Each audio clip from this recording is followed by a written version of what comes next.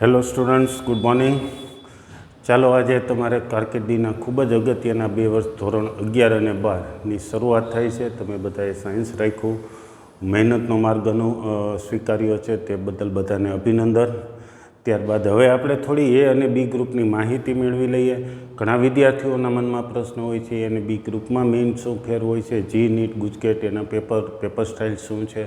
તો ચાલો એની થોડી ટૂંકમાં ચર્ચા કરીએ અને પછી આપણે ચેપ્ટર 6 સુરેખ અસમતા શરૂ કરીએ. સૌપ્રથમ આપણે 11 અને 12 સાયન્સમાં 2 ગ્રુપ આવે છે, એ ગ્રુપ અને બી ગ્રુપ. એ ગ્રુપ સબ્જેક્ટની વાત કરીએ તો ફિઝિક્સ, કેમેસ્ટ્રી, મેથ્સ, ઇંગ્લિશ આટલા ફરજિયાત વિષય છે. કોમ્પ્યુટર અથવા સંસ્કૃત વિષય પસંદ કરી શકો છો. બી ગ્રુપમાં એક જ ફેર છે એ ગ્રુપના વિષય કરતાં કે મેથ્સને બદલે બાયોલોજી તમે મેથ્સના ઓપ્શનમાં બાયોલોજી તમે પસંદ કરી શકો છો. બાયોલોજી હોય એ ગ્રુપને બી ગ્રુપ કહીએ છીએ.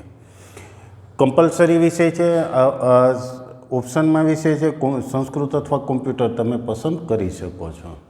બધા બોર્ડના પેપરની વાત કરીએ તો બધા પેપર 100 માર્ક્સના હોય છે. બધા પેપર 100 માર્ક્સના હોય.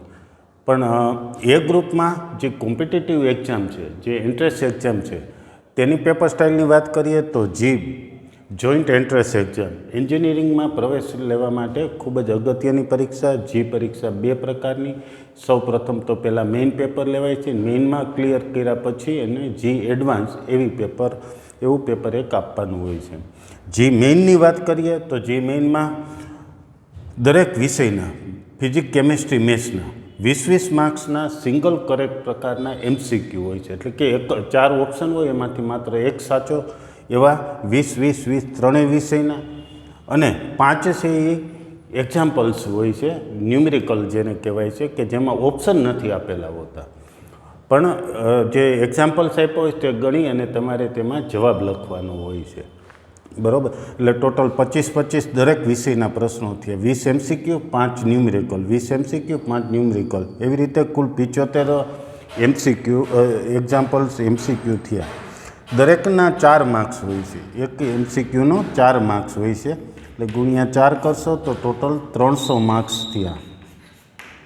300 માર્ક્સનું પેપર થયું. સમય 3 કલાક હોય છે. ઓકે, આટલું ક્લિયર.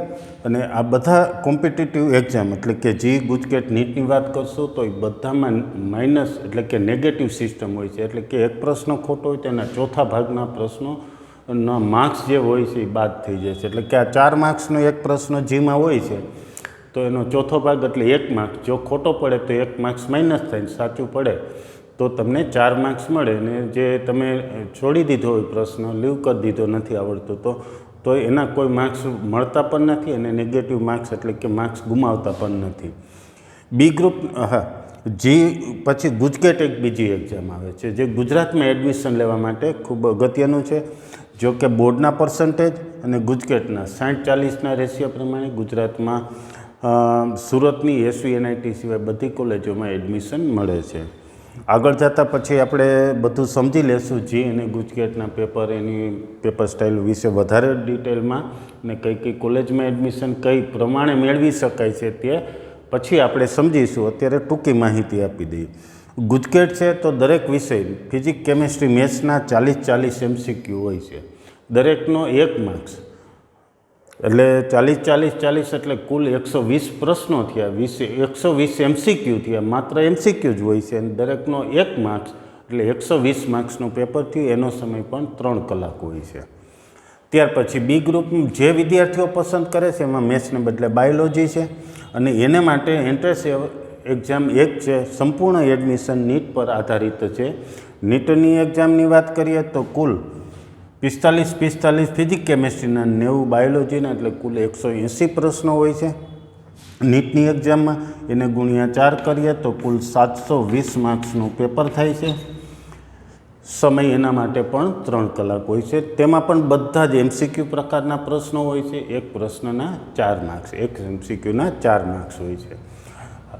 હવે ત્રીજું ગ્રુપ બહુ ઓછા વિદ્યાર્થીઓ પસંદ કરે છે. ગુજરાત આખાની વાત કરીએ તો હાર્ડલી 30-40 વિદ્યાર્થીઓ દર વર્ષે હોય છે. ક્યારેક એનાથી પણ ખૂબ ઓછા વિદ્યાર્થીઓ બી ગ્રુપ પસંદ કરે છે. બી એટલે બંને ભેગું આવી જાય.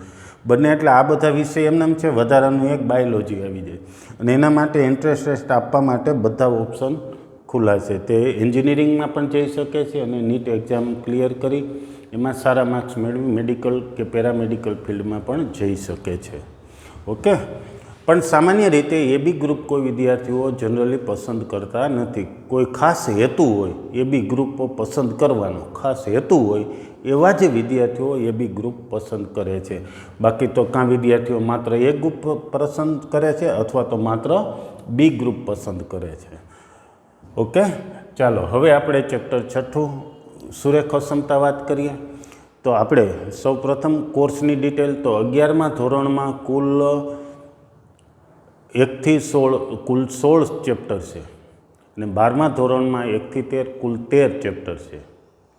આ બંને 11 અને 12ની વાત કરીએ તો જીના કોર્સમાં 11 અને 12મું ધોરણ બંને હોય છે અને ગુજકેટની પરીક્ષાની વાત કરીએ તો માત્ર 12મા ધોરણનો કોર્સ હોય છે.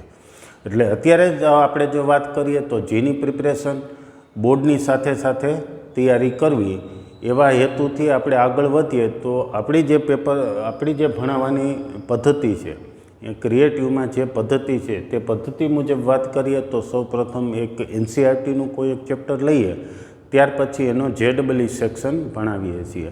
એટલે કે 6થું ચેપ્ટર શરૂ થાય તો 6થું ચેપ્ટર સૌપ્રથમ ટેક્સ્ટ બુક પૂરી કરશું ને ત્યારબાદ એનું જેડબલઈ સેક્શન લઈશું. ઓકે, એવી રીતે એના પછીનું ચેપ્ટર કોઈ શરૂ કરીએ તો ચેપ્ટર શરૂ કરીએ ત્યારે પહેલાં સૌપ્રથમ એનસીઈઆરટી બુક લઈશું અને ત્યારબાદ એમનું જેડબલઈ સેક્શન આગળ લઈશું.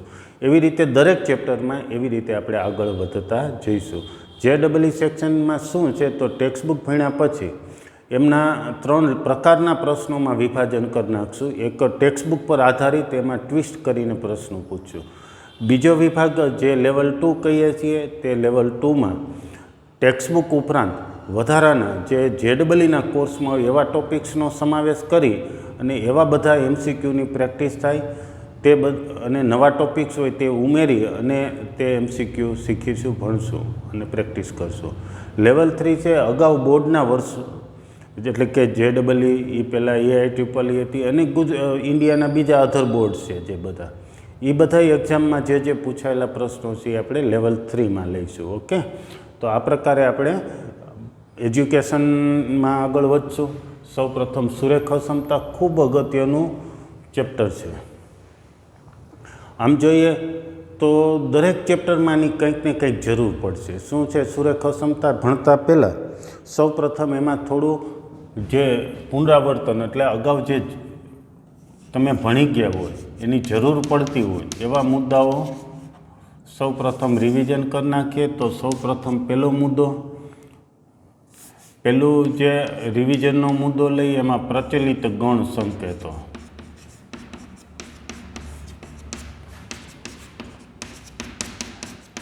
શું છે પ્રચલિત ગણ સંકેતો તમે જાણો જ છો. સૌપ્રથમ તો એન. શું છે પ્રાકૃતિક સંખ્યાઓનો ગણ છે. પ્રાકૃતિક સંખ્યાઓનો ગણ છે.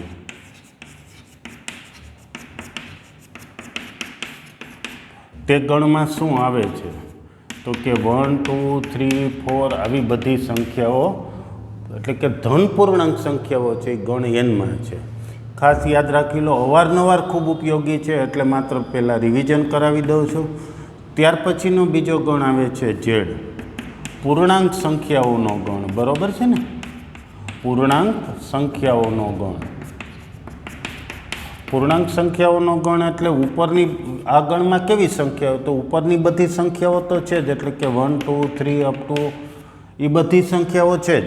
ઉપરાંત 0 એટલે કે હોલ નંબર પણ આવી જાય છે. એ ઉપરાંત -1 -2 એવી ઋણ પૂર્ણાંક સંખ્યાઓ પણ આવી જાય છે. એટલે બીજી રીતે વાત કરીએ તો એન આખો ગણ તો ઝેડમાં છે જ, ઉપરાંત 0 અને એવી જ ઋણ સંખ્યાઓ આવે છે. ત્રીજા ગણની વાત કરીએ તો ક્યુ. શું નામ છે એનું? સમય સંખ્યાઓનો ગણ.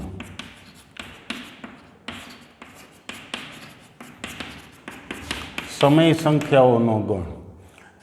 ઈ ગણમાં કેવી સંખ્યાઓ આવે તો આની જે એન અને ઝેડ માટે યાદી બનાવી છે કે કયા કયા સભ્યો આવે છે. સભ્ય અથવા તો ઘટક કહેવાય, બરાબર. 1 2 3 4 એને સભ્ય પણ કહેવાય, ઘટક પણ કહેવાય.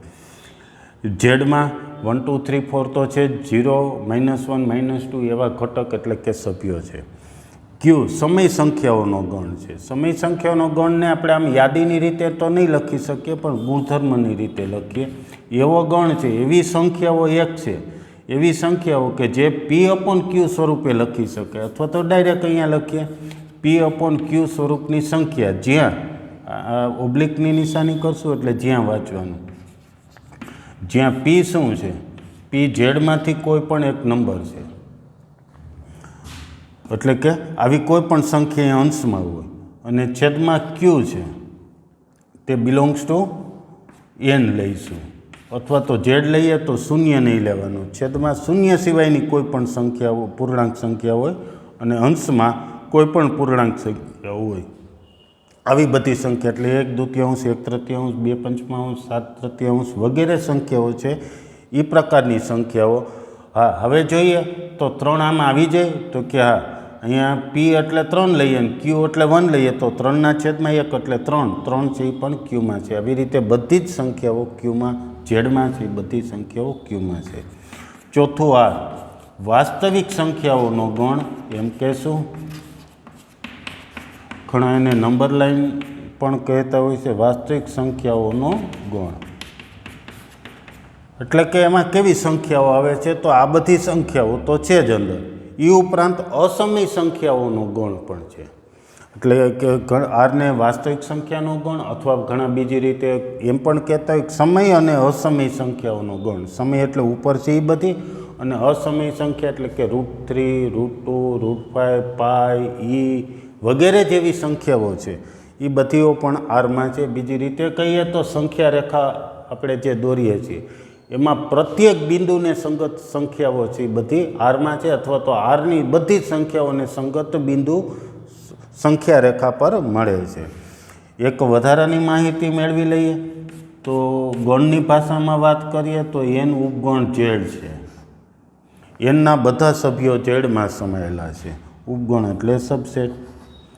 ઝેડના બધા સભ્યો છે એ ક્યુમાં સમાયેલા છે.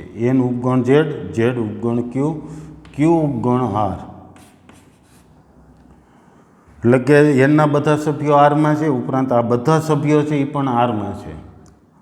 અને એક વધારાનો ગણ આપણે એક આખું ચેપ્ટર જોઈશું, શીખીશું, એ સંકર સંખ્યાઓનો ગણ. તે હજી સુધી આ ગણ વિશે તમે ભણ્યા નથી, પણ એનું ચેપ્ટર લેશું ત્યારે તમને માહિતી મળી જશે. સી એટલે સંકર સંખ્યાઓનો ગણ છે. આ બધી સંખ્યાઓ સંકર સંખ્યામાં આવે છે. ઉપરાંત એક નવા પ્રકારની જે સંકર સંખ્યા કહેવાય છે એ આમાં સમાવેશ થાય છે. એવી સંખ્યાઓની માહિતી આપણે એ ચેપ્ટરમાં મેળવીશું. અત્યારે માત્ર આટલી નામ સમજણ પૂરતું આપેલું છે. ઓકે, તો ચાલો સૌપ્રથમ આટલો મુદ્દો ફરીથી બોલી જાઓ. n, ઝેડ, ક્યુ, આર અને સી શું છે? એની પ્રાકૃતિક સંખ્યાઓનો ગણ છે. ઝેડ છે એ પૂર્ણાંક સંખ્યાઓનો ગણ છે. કેવી સંખ્યાઓ એ પણ યાદ રાખતા જાઓ. ક્યુ સમય સંખ્યાઓનો ગણ. એટલે આ બધી સંખ્યાઓ છે. ઉપરાંત અપૂર્ણાંક સંખ્યાઓ જે 1/2, 1/3, 2/5 જેવી સંખ્યા આવે એ ક્યુમાં છે. આર છે એ સમય સંખ્યાઓ બધી છે. એ ઉપરાંત અસમય સંખ્યાઓ જેને આપણે √2, √3 કહીએ છીએ, આમાં સંખ્યા નથી. એ બધી સંખ્યાઓ આરમાં આવે છે. પાઈ જે તમે 22/7 અંદાજે કિંમત લો છો, પાઈની એક્ઝેક્ટ કિંમત 22/7 નથી. Pi is not equal to 22/7. પાઈની કિંમત 22/7 નથી, પણ એની અંદાજે કિંમત છે, આશરે કિંમત છે એ લઈએ છીએ. એટલે ઘણા થાય કે પાઈ આમાં આવે છે 22/7. 22 અને 7 એ બંને ઝેડમાં છે, તો ઝેડમાંથી લઈને અહીંયા મૂકીએ તો આમાં આવી જાય છે, સમય સંખ્યા કહેવાય. પણ પાઈ 22/7 છે નહીં, એટલે એ સમય સંખ્યા નથી. પાઈ છે એ અસમય સંખ્યા છે. એની પણ વધારે ડિટેલ એવી જ પાઈ જેવી એક વધારે અગત્યની સંખ્યા એક ઈ આવે છે,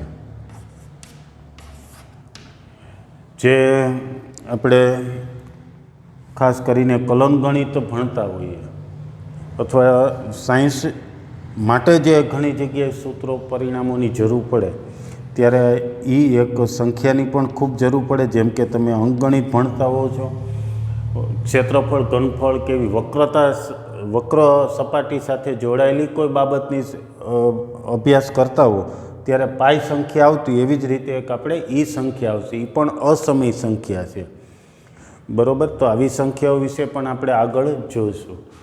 આટલું મુદ્દો પત્યા પછી ત્યારબાદ હજી એક રિવિઝન માટે ખૂબ અગત્યનો મુદ્દો એક લઈ લઈએ.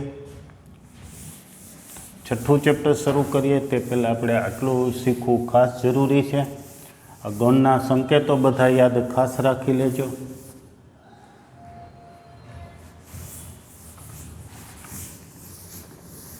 હવે પછીનો મુદ્દો જે આપણે લઈએ છીએ તે મુદ્દાઓમાં અનંત અંતરાલ અને અંતરાલ એવો એક ટોપિક્સ લઈએ.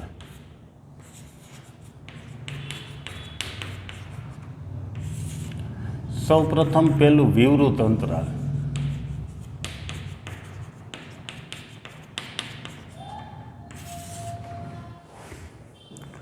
ખૂબ અગત્યનો અંતરાલ. જો અંતરાલની વાત કરીએ, હવે જે આમાં સંકેતો લખું છું એ પ્રત્યેક AB બિલોંગ્સ ટુ R, એટલે કે AB છે એ વાસ્તવિક સંખ્યાઓ છે. AB બિલોંગ્સ ટુ R એટલે AB Rમાંથી છે, Rમાંથી છે એટલે જેમ કે AB બિલોંગ્સ ટુ N, Nમાંથી લઈએ તો પૂર્ણાંક સંખ્યા હોય, પ્રાકૃતિક ધનપૂર્ણાંક હોય. ઝેડમાંથી AB બિલોંગ્સ ટુ Z લખીએ તો ABની કિંમતો આમાંથી કોઈ એક હોઈ શકે. એવી રીતે AB બિલોંગ્સ ટુ R લખીએ તો કોઈ પણ વાસ્તવિક સંખ્યા હોઈ શકે, તથા A કરતાં B મોટા હોય એના માટેની વાત કરીએ, જે અત્યારે હું સંકેત લખું છું તેના માટે વિવૃત અંતરાલ, એનો સંકેત AB વડે દર્શાવાય છે. અને વાંચશું વિવૃત અંતરાલ AB, જ્યાં A અને Bની જગ્યાએ કોઈ વાસ્તવિક સંખ્યા છે ને A કરતાં B મોટા છે, એટલે કે આને લોઅર લિમિટ કહેવાય, અધોસીમા. બીને વિવૃત અંતરાલની ઉર્ધ્વ સીમા કહેવાય. શું આવે છે આ AB અંતરાલમાં? તો એ કોઈ સંખ્યા છે, A કરતાં B મોટા છે, એટલે એ સંખ્યા રેખા ઉપર જ્યાં છે એનાથી મોટી સંખ્યાની જમણી બાજુ આવે. ધારો કે અહીંયા ક્યાંય B લઈએ છીએ, તો A અને B સંખ્યાની વચ્ચેની જે સંખ્યાઓ છે એ બધી સંખ્યાઓને દર્શાવતો ગણ એટલે વિવૃત અંતરાલ AB. A અને B સંખ્યાની વચ્ચેની જેટલી સંખ્યાઓ હોય એ સંખ્યાને દર્શાવતો ગણ એટલે વિવૃત અંતરાલ AB. ઉદાહરણ તરીકે વાત કરીએ તો ધારો કે આપણે 1 3 એવું એક ઉદાહરણ લીધું અને વચ્ચે વિવૃત અંતરાલ 1 3. શું આવે છે વિવૃત અંતરાલ 1 3માં? તો એક સંખ્યા રેખા દોરીએ. ધારો કે નંબર લાઈન R છે, રિયલ નંબર. 1 3 દર્શાવી દઈએ તો આધાર પહેલાં ક્યાંય 0 લખીએ, 0 ક્યાંય પણ લખી શકીએ. ત્યાર પછી અહીંયા આપણે 1 લખીએ છીએ, 1 પછી અહીંયા 2 ને અહીંયા આવશે 3. 1 અને 3ની વચ્ચે જેટલી સંખ્યાઓ છે એ સંખ્યાઓનો ગણ એટલે વિવૃત અંતરાલ 1 3. વિવૃત અંતરાલ 1 3 એટલે 1 અને 3ની વચ્ચેની. શબ્દો સમજો, 1 અને 3ની વચ્ચેની જ. 1 અને 3 સંખ્યાની વાત કરતા નથી કે 1 અને 3 આવી જાય છે.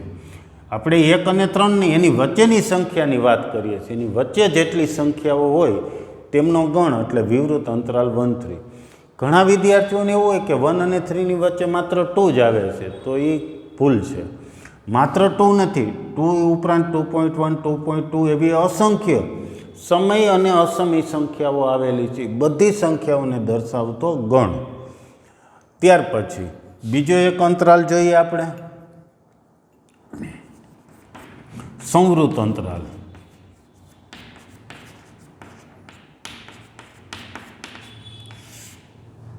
સંવૃત અંતરાલને દર્શાવવાનો સંકેત સંવૃત અંતરાલ AB, જ્યાં AB શું છે જે મેં પહેલાં જ વાત કરી દીધી છે. ABC વાસ્તવિક સંખ્યા છે, એટલે કોઈ પણ બે સંખ્યાઓ હશે અને A કરતાં B મોટા હશે. એને આપણે અધોસીમા કહીએ છીએ અથવા તો લોઅર લિમિટ, બીને ઉર્ધ્વસીમા અથવા તો ઇંગ્લિશમાં અપર લિમિટ કહીએ છીએ. એને કેવી રીતે દર્શાવતું? તો ધારો કે આ એક નંબર લાઈન આપણે ડ્રો કરી. પછી કોઈ પણ જગ્યાએ એ સંખ્યા લઈએ છીએ, બી સંખ્યા લઈએ છીએ, તો હવે આને સંવૃત અંતરાલ એ બી શું ગણ છે? તો એ નંબર આવી ગયો, બી નંબર અને તેમની વચ્ચેની તમામ સંખ્યાઓ. આ સંખ્યાઓને દર્શાવતો ગણ એટલે સંવૃત અંતરાલ એ બી. હજુ એને સમજવા માટે હજી એક ઉદાહરણ લઈએ. ધારો કે સંવૃત અંતરાલ 1 3 લઈએ. શું આવશે? તો એક નંબર લાઈન આપણે ડ્રો કરી નાખીએ. ધારો કે સંખ્યા રેખા છે, ક્યાંય 0 છે, 0 છે તો એના પછી ક્યાંય 1 આવશે, પછી 2, પછી ક્યાંય આવશે 3. કેટલી સંખ્યાઓ હોય? તો 1 3 અને 1 અને 3ની વચ્ચેની તમામ સંખ્યાઓ. તે થયો વિવૃત અંતરાલ 1 3, સંવૃત અંતરાલ 1 3. હવે બંનેની સરખામણી કરીએ તો વિવૃત અંતરાલ 1 3 અને સંવૃત અંતરાલ 1 3 એમાં શું ફેર પડ્યો? તો કે આમાં 1 અને 3 નથી આવતા, માત્ર એની વચ્ચેની સંખ્યા. જ્યારે આમાં 1 આવે છે, 3 આવે છે ને એની વચ્ચેની સંખ્યાઓ. સંકેતમાં શું ફેર છે એ ફરીથી ધ્યાન રાખો. અહીંયા વિવૃત અંતરાલમાં જે નાનો કૌંસ કહીએ છીએ, સંવૃત અંતરાલમાં મોટો એટલે કે ચોરસ જેવો કૌંસ છે. વિવૃત સંવૃતમાં જો ભૂલ પડતી હોય તો પ્રાસથી યાદ રાખી લો. સંવૃત અંતરાલ છે એનો સંકેત ચોરસ જેવો આવે છે.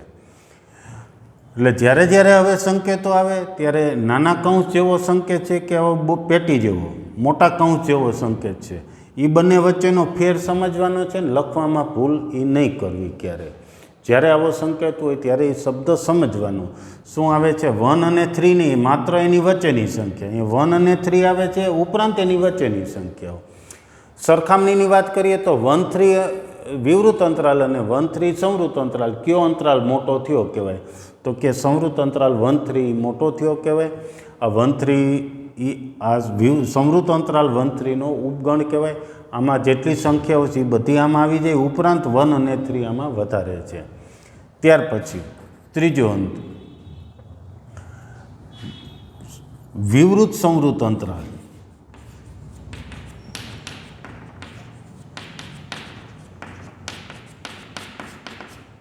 વિવૃત સંવૃત અંતરાલ. જો કે આ બંને નામ ભણી ગયા હોય તો હવે પછી શીખવું સમજવું છેલ્લું છે. 1 આવો કંઈક સંકેત છે. વિવૃત અંતરાલ અડધો છે, અડધો સંવૃત અંતરાલ છે.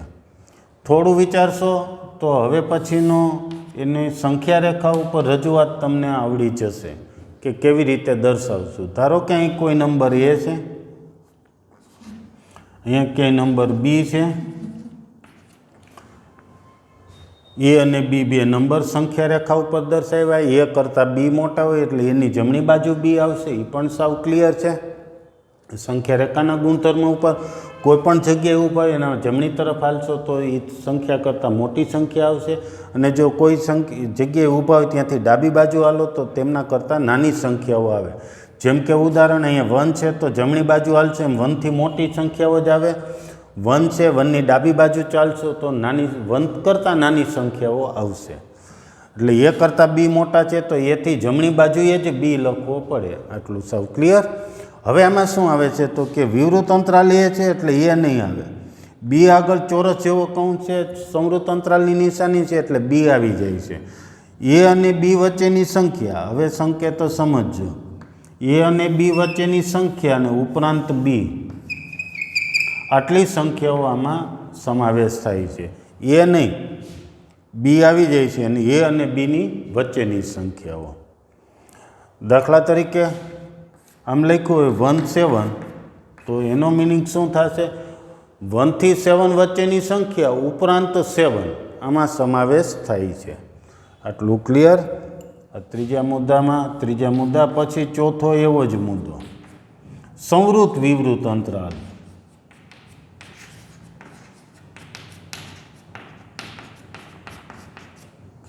આ અંતરાલમાં શું આવતું હશે? સંવૃત વિવૃત અંતરાલમાં એનો સંકેત શું છે સમજી લઈએ.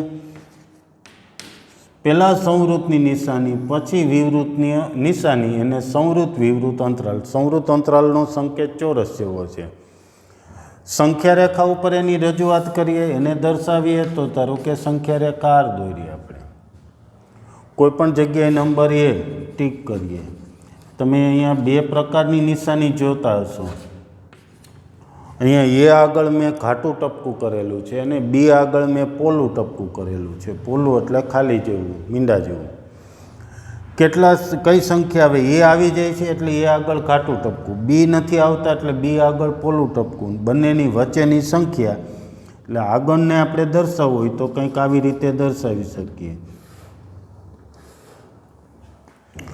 કઈ સંખ્યાઓ આવે છે તો આમાં એ આવી જાય, બી નથી આવતો અને એ અને બીની વચ્ચેની સંખ્યાઓ. એક સંકેત હવે ખાસ સમજી લો. ક્યાંક આકૃતિમાં તમે જોશો, આલેખની રજૂઆત સંખ્યા રેખા ઉપર જોશો તો જોઈ શકશો ક્યાંક ઘાટું ટપકું કરેલું છે, ક્યાંક પોલું ટપકું કરેલું. પોલું ટપકું જ્યાં કરીએ એનો મિનિંગ એમ થાય છે કે એ સંખ્યા નથી, 1 અને 3 નહીં, પણ 1 પછીથી તરત શરૂ થઈ જતી એ બધી સંખ્યાઓ છે. 3 નહીં, 3થી નાની સંખ્યાઓ બધી છે. અહીંયા 1 આગળ ઘાટું ટપકું છે એટલે 1 આવી જાય છે, 3 આગળ ઘાટું ટપકું એટલે 3 આવી જાય છે અને એની વચ્ચેની તમામ સંખ્યાઓ. અહીંયા વાત કરીએ તો એ આગળ પોલું ટપકું છે એટલે એ નથી આવતો, બી આગળ ઘાટું ટપકું એટલે બી આવી જાય છે. એથી મોટા એ નહીં, એ પછીથી શરૂ થઈ જતી એવી સંખ્યા અને બી સુધીની સંખ્યા. તો આ 4 અંતરાલોના સંકેતો ખાસ બધા યાદ રાખી લો. એક તો વિવૃત અંતરાલ, નાના કૌંસ જેવો સંકેત છે. સંવૃત અંતરાલનો ચોરસ જે કૌંસનો સંકેત છે તેવો છે. વિવૃત સંવૃત એટલે વિવૃત અને સંવૃતની નિશાની. સંવૃત વિવૃત એટલે પહેલાં સંવૃત પછી વિવૃતની નિશાની મૂકવી. આટલું ક્લિયર?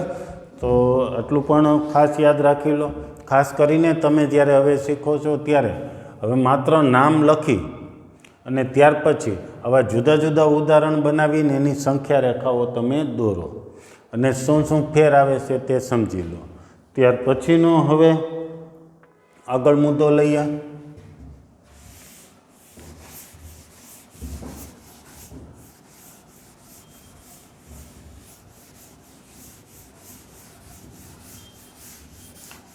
હવે પછીનો મુદ્દો હજી અંતરાલોમાં જ જઈએ આપણે.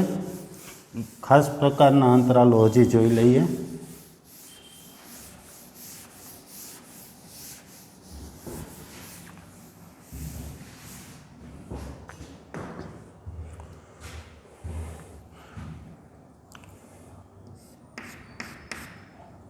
અનંત અંતરાલો.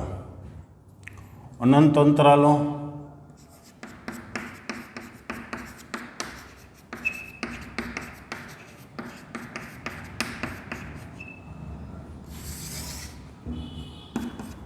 એમાં સૌ પ્રથમ પહેલું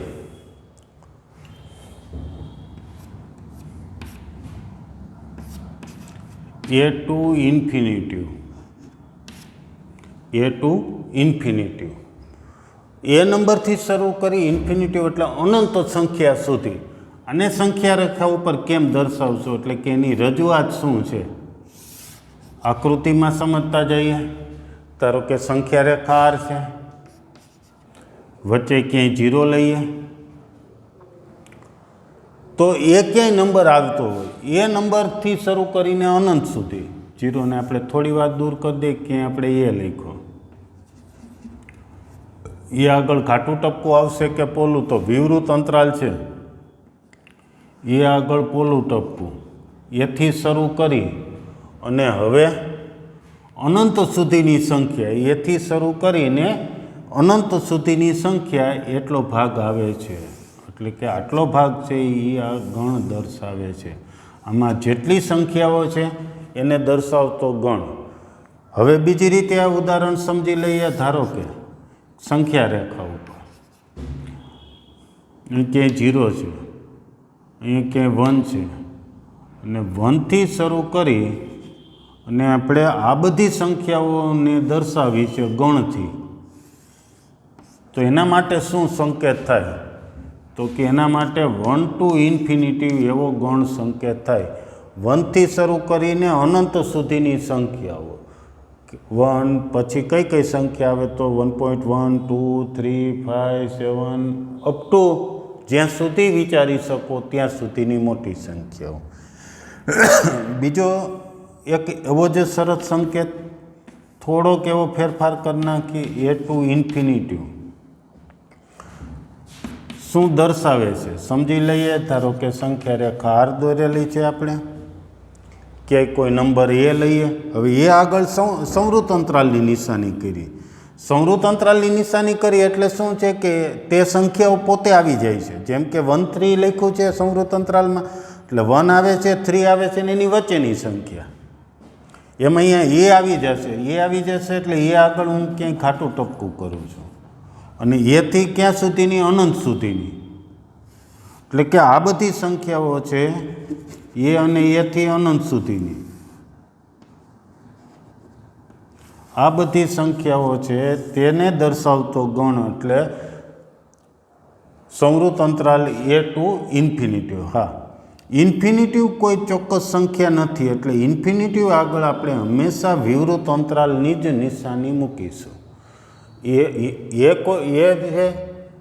તો એ કોઈ ચોક્કસ સંખ્યા છે. આપણે પહેલાં જ કીધું છે કે એ બિલોંગ્સ ટુ આર છે. જ્યારે ઇન્ફિનિટિવ કોઈ ચોક્કસ સંખ્યા નથી, એટલે ત્યાં આપણે કોઈ દિવસ સંવૃત અંતરાલ ન કરી શકીએ. કારણ કે સંવૃત અંતરાલ કે વિવૃત આવે તો એનો મતલબ સંવૃત આવે તો એ સંખ્યાને સમાવે છે, એ સંખ્યાનો સભ્ય છે એવું દર્શાવે. જ્યારે ઇન્ફિનિટિવ કોઈ સંખ્યા નથી.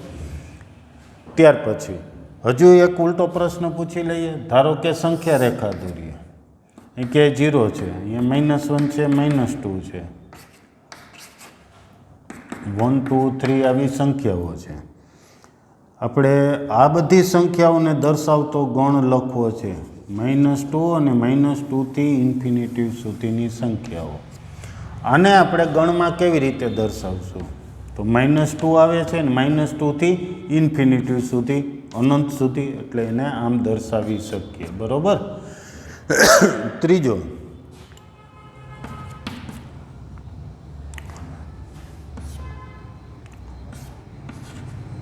એથી આવી રીતે નિશાની કરેલી છે.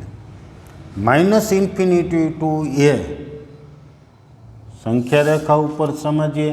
ઘણા વિદ્યાર્થી મિત્રોને થોડો અંદાજ આવી ગયો હશે કે કેટલો ગણ થશે.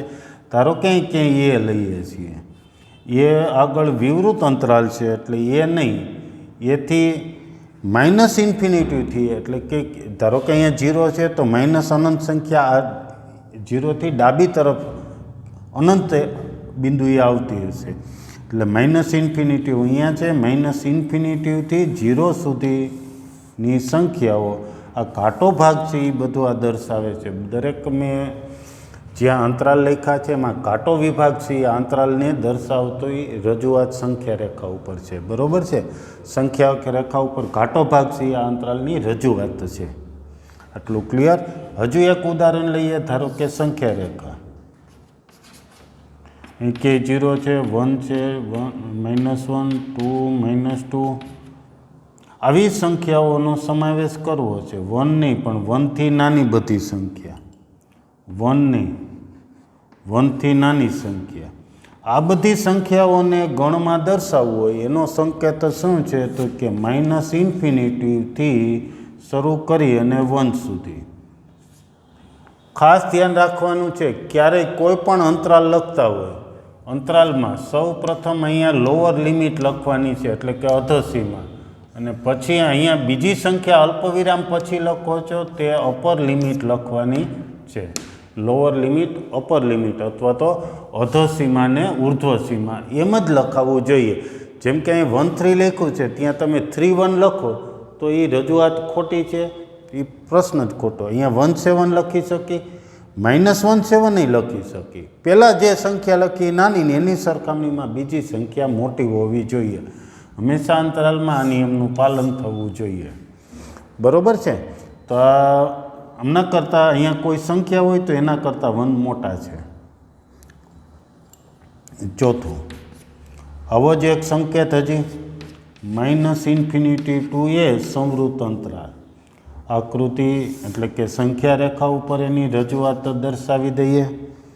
તો ધારો કે અહીં એ કોઈ નંબર છે, એ નંબર આવી જાય છે ને એથી નાની ક્યાં સુધી? -ઇન્ફિનિટી સુધી. આ બધી સંખ્યાઓ એટલે આ અનંત અંતરાલ દર્શાવતો સંકેત. તો આ સંકેતો ખાસ બધા સમજી લો. ખાસ આજે શું જોઈ ગયા છીએ? એક પ્રકારનું રિવિઝન પુનરાવર્તન જ જોઈ ગયા છીએ. સૌ પ્રથમ તો આપણે 11 અને 12મા ધોરણમાં એ અને બી ગ્રુપ, જી, નીટ અને ગુજકેટની થોડી ટૂંકમાં માહિતી મેળવી લીધી છે. વધારે માહિતી આપણે પછી રૂબરૂ મળશું ત્યારે ડિટેલમાં કઈ કોલેજમાં કઈ રીતે એડમિશન મળે છે એ બધું ત્યાર પછી જોઈશું. ત્યાર પછી પુનરાવર્તનમાં પ્રચલિત ગણ સંકેતો. આ જે પુનરાવર્તન કર્યું એ માત્ર 6થા ચેપ્ટર પૂરતું નથી, મેથ્સનું રિવિઝન છે. મેથ્સનું પુનરાવર્તન ખૂબ અગત્યનો મુદ્દો હતો કે NZQRC આ બધા સંકેતો શું છે. પછી અંતરાલો જોઈ ગયા કે વિવૃત સંવૃત અંતરાલ શું છે, બંનેને મિક્સ કરીને બનતા અંતરાલો અને અનંત અંતરાલો. આટલા મુદ્દા ખાસ તમે બધા તૈયાર કરી નાખો. નેક્સ્ટ લેક્ચરે આપણે સ્વાધ્યાયમાં જઈશું. Okay, thank you.